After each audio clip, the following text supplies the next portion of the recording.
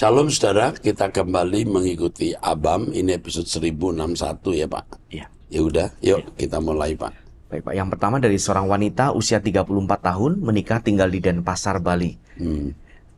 Ini jemaat dari GSKI di Bali. Iya. Shalom Bapak Gembalaku dan tim Abam. Pak, saya bingung dan sedih dengan kondisi orang tua saya saat ini. Pak Eras, papa saya ketahuan selingkuh dan papa saya juga suka menonton hal-hal yang jorok. Di handphonenya hanya dipenuhi dengan hal-hal yang jorok. Papa saya juga tidak pernah mau ke gereja, padahal usia papa saya sudah sekitar 60-an tahun. Karena kejadian papa saya yang ketahuan selingkuh lagi, mama saya minta untuk pisah dari papa. Dan mirisnya lagi, ternyata dari awal pernikahan papa dan mama, memang papa sudah sering selingkuh dan selalu dimaafkan sama mama. Kami anak-anaknya baru tahu sekarang kelakuan papa. Mama baru memberanikan diri bercerita kepada kami karena sudah muak dengan kelakuan papa yang tidak mau bertobat. Bahkan di usia yang sudah tua pun masih melakukan hal yang sama. Kasihan mama saya Pak, sekarang kondisi kesehatannya tidak baik, semakin hari semakin kurus dan sering mengalami sesak nafas. Saya coba untuk terus menenangkan mama, tapi mama bilang bagaimana saya bisa tenang kalau saya masih melihat papamu hidup seperti ini. Belum lagi kelakuan adik-adikmu yang tidak beres. Adik perempuan saya menikah dan pindah agama lain, pindah ke agama Katolik. Ya. Yang mama saya tidak menyetujuinya. Nah, kalau Katolik bukan agama lain. Iya. Dari Kristen ke Katolik itu ya pindah ke aliran lain aja. Iya. Terus Setelah menikah, adik saya terus mengalami tekanan dan KDRT dari suaminya. Kemudian kedua adik laki-laki saya hidupnya tidak beres, merokok, mabuk, kecanduan game, bahkan sampai tidak pulang ke rumah. Saya sangat kasihan sama mama saya Pak. Saya mengajak mama untuk tinggal di Bali saja bersama saya. Dalam kurung mama berada di Sumba Timur, NTT. Tetapi mama keberatan karena masih ada adik saya yang kecil, kelas 6 SD. Jadi saya hanya bisa berdoa untuk mama saya agar mama bisa melewati masa-masa sulit ini dengan mengandalkan Tuhan Yesus Pak. Apakah dengan keadaan papa saya yang seperti ini solusinya pisah ya Pak? Karena mama maunya pisah saja dari papa. Mohon sarannya Pak Eras. sebenarnya bisa nggak bisa sama aja. Ya. Masalahnya cuman apakah papa punya penghasilan dan mencukupi kebutuhan. Kalau menurut saya pisah gantung saja. Yang penting mama nggak usah melihat apa yang dilakukan oleh papa. Kalau masih bersama, lalu papa selingkuh itu menyakitkan. Ya. Tapi kalau pisah, sudah tidak terlalu tahu, ya udah. Ingatkan ke mama kamu bahwa mamamu waktu lahir di dunia sendiri. Dia kan pulang sendiri tanpa suami. Memang menyakitkan. Saudara-saudaramu tidak takut akan Allah karena papamu tidak memberi teladan dan contoh. Yang saya pikirkan adikmu usia 6 tahun, kamu sudah berapa tahun? Kelas 6 SD Pak, mungkin sekitar 12. Oh 12. Iya 12 tahun. Sedangkan ini udah umur berapa? 30 lebih ya? Iya, usia 34. Ya. Iya, jauh sekali Jauh, perbedaannya. 20 sekian tahun. Oh iya, ini agak aneh juga nih. Dia sudah menikah belum? Tidak nggak disebutnya. Ada nggak anak? Sudah menikah tapi tidak disebutkan anaknya berapa penanya ini.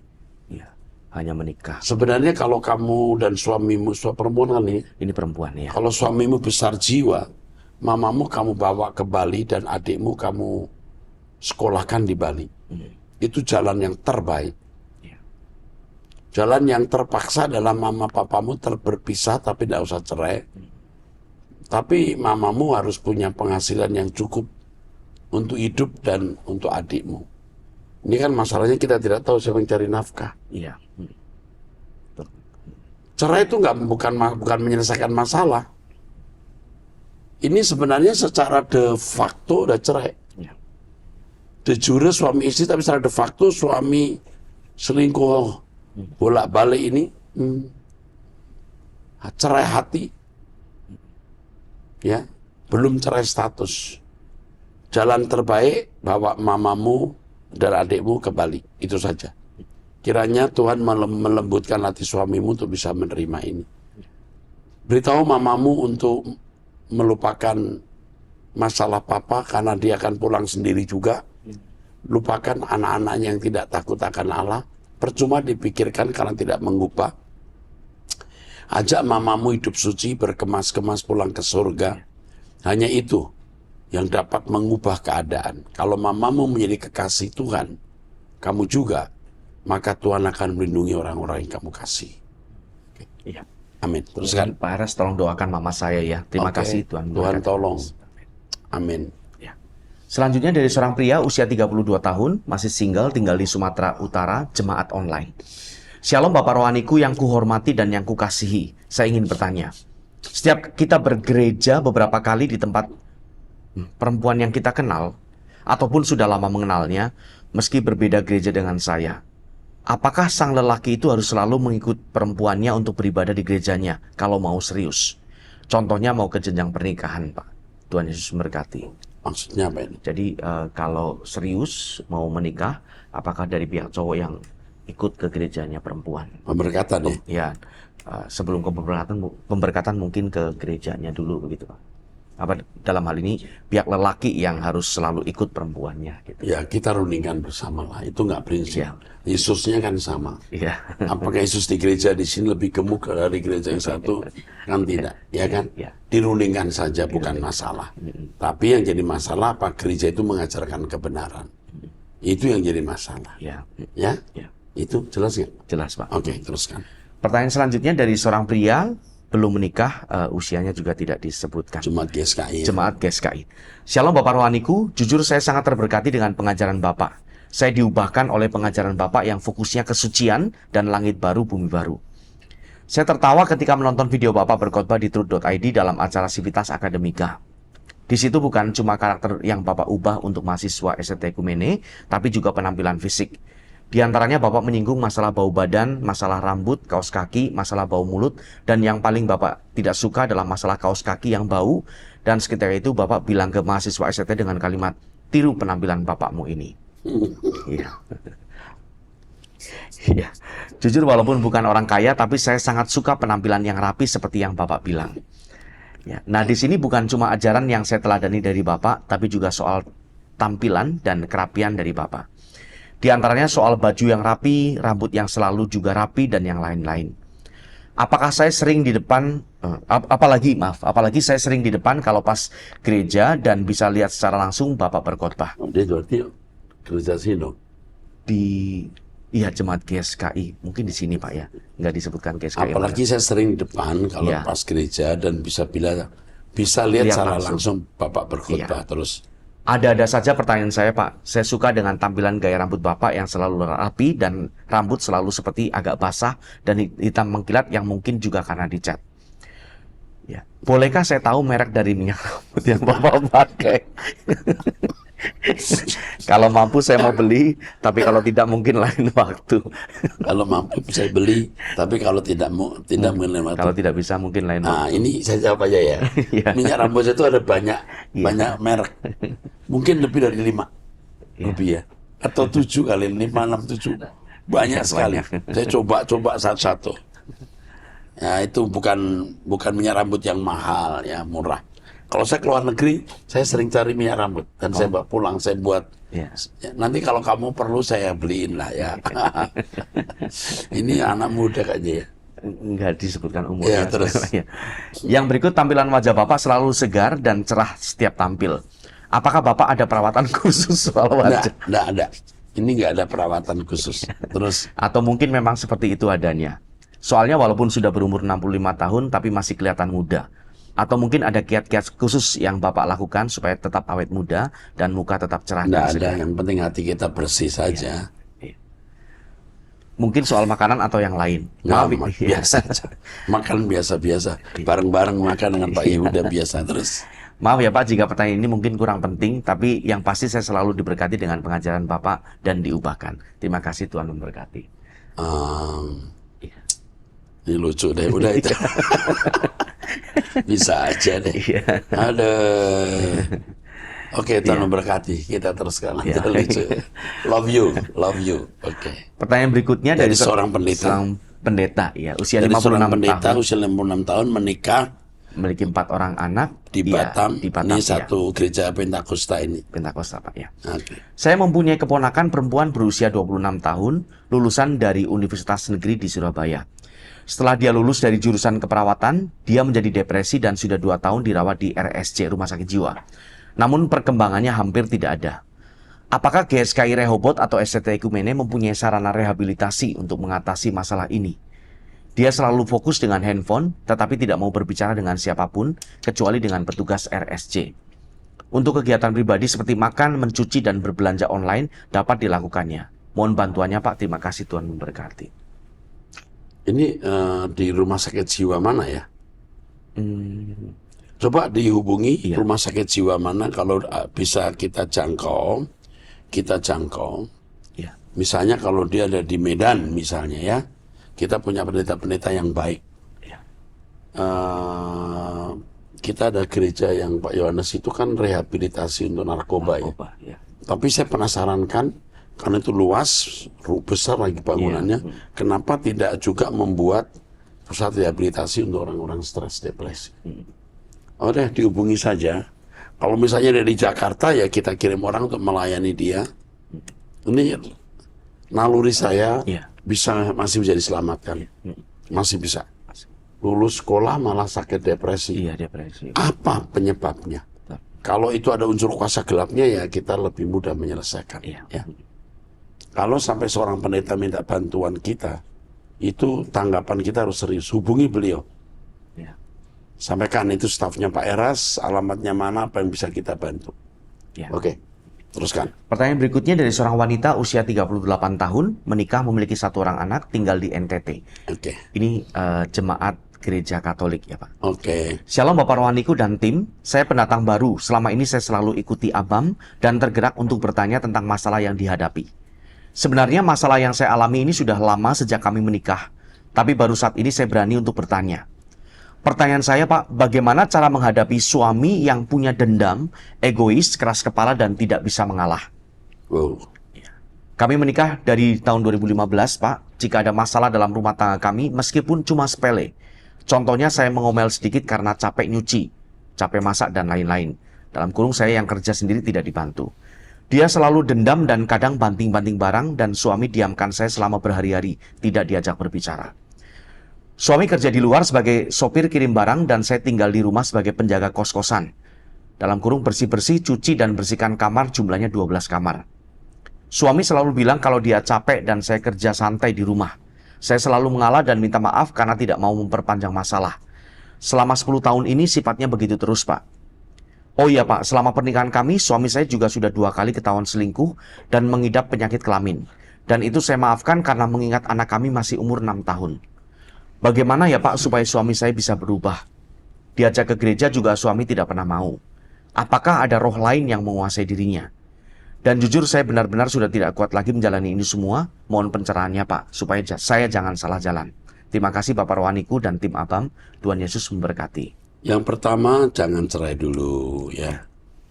Kamu harus tidak ngomel. Coba sekarang kamu berubah dulu. Tidak ngomel, diam, layani dengan baik-baik. Itu yang penting. Ya? Jangan cerai dulu. Nggak boleh. Tetapi soal penyakit kelamin tadi, selama dia masih sakit, mestinya kamu jangan hubungan badan. Tubuhmu Pak Roh Kudus, jangan ikut terbawa.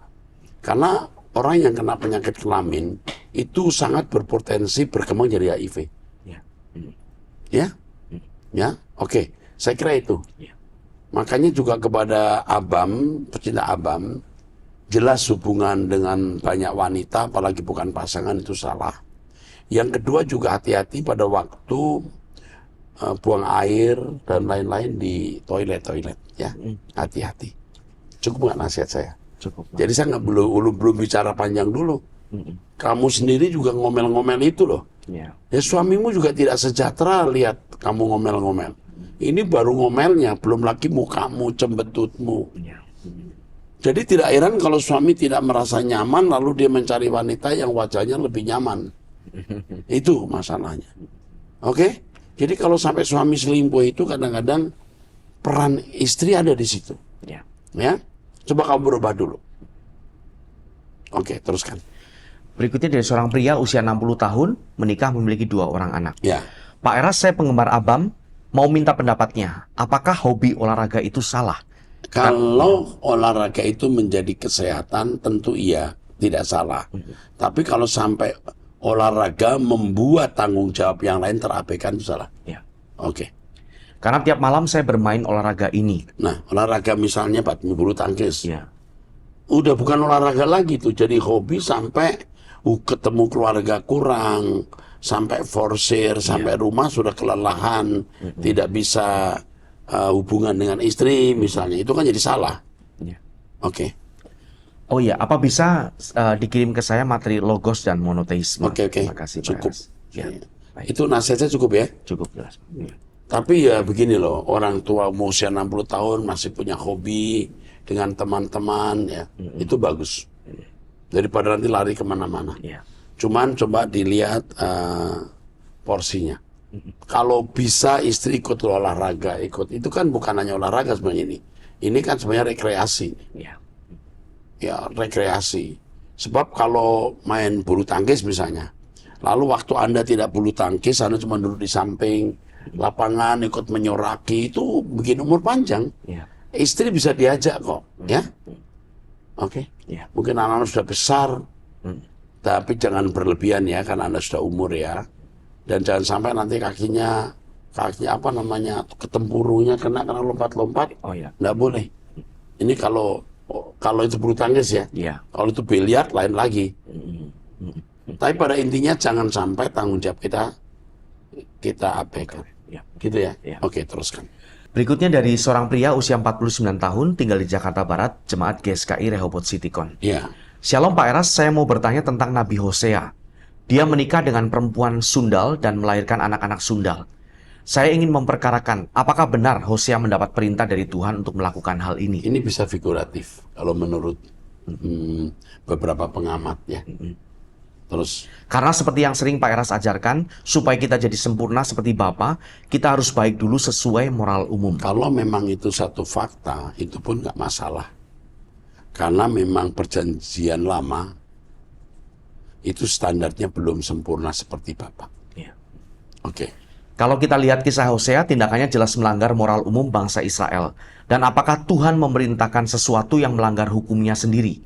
Ataukah Hosea yang memang terpikat dengan perempuan Sundal itu? Hosea tidak akan terpikat, tetapi apa yang Allah perintahkan, Allah yang berhak memutuskan segala sesuatu. Ya. Ya. Taurat tidak berlaku bagi Tuhan. Oke, terus. Supaya diterima oleh bangsa Israel, dia berdalih ini disuruh oleh Tuhan. Nggak mungkin. Ya. Kita harus juga melihat aspek lain, ekstrimnya. Bangsa Israel itu berzina, menyembah dewa-dewa lain. Lalu Tuhan mau menunjukkan, walaupun kamu sudah berzina, sudah melacur istilahnya ya, Ya. begitu, aku masih mau menerima kamu. Ya. Itu contoh ekstrim sampai begitu sayangnya Elohim Yahweh kepada bangsa Israel. Terus, Seharusnya Nabi Hosea menjadi terang bagi bangsa Israel, tetapi justru perbuatan dia tercela, seperti bangsa Israel lainnya. jadi kamu harus melihat ini dari aspek secara lengkap. Ya. Kamu pasti melihat dari kacamata kekristenan, Ya. kacamata moralis. Kita lihat bangsa Israel bobrok, dan untuk menegur itu sampai sebegitu ekstrim Tuhan bertindak dengan menjadikan Hosea sebagai bonekanya, alat peraganya. Bahkan dalam Hosea 11 ayat 8-9 berkata, masakan aku membiarkan engkau hai Efraim, menyerahkan engkau hai Israel. Masakan aku membiarkan engkau seperti Adma, membuat engkau seperti Zeboim. Hatiku berbalik dalam diriku, belas kasihanku bangkit serentak. Aku tidak akan melaksanakan murkaku yang bernyala-nyala itu, tidak akan membinasakan Efraim kembali. Sebab aku ini Allah dan bukan manusia, yang kudus di tengah-tengahmu, dan aku tidak datang untuk menghanguskan. Dia menilai Allah galau, tiba-tiba beda arah, dari menghukum tiba-tiba jadi mengampuni. Oleh tindakan Hosea ini, bangsa Israel juga tidak bertobat. Hosea hanya menakuti bangsa Israel dengan ancaman-ancaman, tapi bangsa Israel tetap mengacuhkannya. Karena tindakan dia menikah dengan perempuan tidak baik, dalam kurung, pelacur, ya, yang justru melemahkan semua khotbah-khotbahnya. Tidak seharusnya Hosea menikahi perempuan tidak baik itu. Bisa saja dia bersikap seperti Tuhan Yesus yang tidak menghukum perempuan yang tertangkap basah berzina, tapi tidak serta-merta menikahinya. Apakah benar semua ucapan dan tindakan Nabi Hosea ini? Pelacur itu bukan jahat loh kalau sudah bertobat. Ya. Anda pasti mikir pelacur ini dinikahi lalu masih jadi pelacur. Nah, ada kalimat itu. Ya. Bekas pelacur, mantan pelacur. Jadi sebenarnya tidak ada satu dosa yang dilakukan oleh Hosea atau Allah. Kalau sekarang ada orang Kristen menikah dengan pelacur pun itu agung sekali. Kalau Tuhan memang suruh demikian. Ya, tidak apa-apa. Kenapa? Apakah menikah dengan seorang pelacur melanggar kesucian Tuhan? Tidak. Kecuali pelacur itu masih terus melacurkan diri. Oke, teruskan. Jika dalam kehidupan hari ini, misalnya anak kita atau saudara kita ingin menikah dengan perempuan tidak baik atau pelacur. Saya baru baca ini terus. Atau janda cerai hidup dengan dalih Tuhan yang suruh seperti Nabi Hosea. Nanti dulu. Janda cerai hidup dengan pelacur itu beda statusnya. Jangan digabung sama. Ya. Dengan dalih Tuhan yang suruh seperti Nabi Hosea. Apakah bisa dibenarkan? Kalau memang disuruh sungguh-sungguh ya nggak apa-apa. Tapi pasti tidak dengan yang janda cerai hidup tadi loh. Anda tidak boleh menyamakan janda hidup dengan pelacur. Anda tidak boleh mengeneralkan. Hanya karena Anda tidak suka dengan tindakan Allah di mana usia menikah dengan pelacur ini. Sekali lagi, pelacur itu bukan orang berdosa kalau sudah bertobat. Allah mengampuni, Allah melupakan. Yesus melepaskan pelacur itu berarti pelacur itu sudah mendapat amnesti. Oke, teruskan. Seandainya memang Tuhan suruh Nabi Hosea menikah dengan perempuan tidak baik atau pelacur itu, apakah yang bisa kita pelajari dari karakter Allah yang sulit dimengerti ini? Ini saya sangat mengerti. Orang yang tidak pernah jadi pelacur belum tentu lebih baik dari orang yang pernah jadi pelacur. Allah yang Maha Kudus mengampuni, melupakan. Jadi tema dari surat Hosea adalah kemurahan Allah menerima Israel yang sudah menjadi pelacur. Itu masalahnya. Kamu jangan moralis memandang pelacur itu rusak, tak pernah bisa jadi baik. Kalau pelacur itu kemudian bertobat, ya Tuhan terima. Rahab menjadi nenek moyang siapa? Mesias. Pelacur itu. Ya? Betul. Apakah Allah kurang orang? Wah, kalau sampai ada pelacur mau bertobat itu agung. Belum tentu orang yang tidak pernah menjadi pelacur lebih baik, bro. Ini siapa pria? Masih muda kayaknya. 49, Pak. Wah, mantap ya. You cerdas ya. Tapi Abam lebih cerdas. Oke? Sampai jumpa. Tuhan memberkati di episode yang akan datang. Tuhan berkati.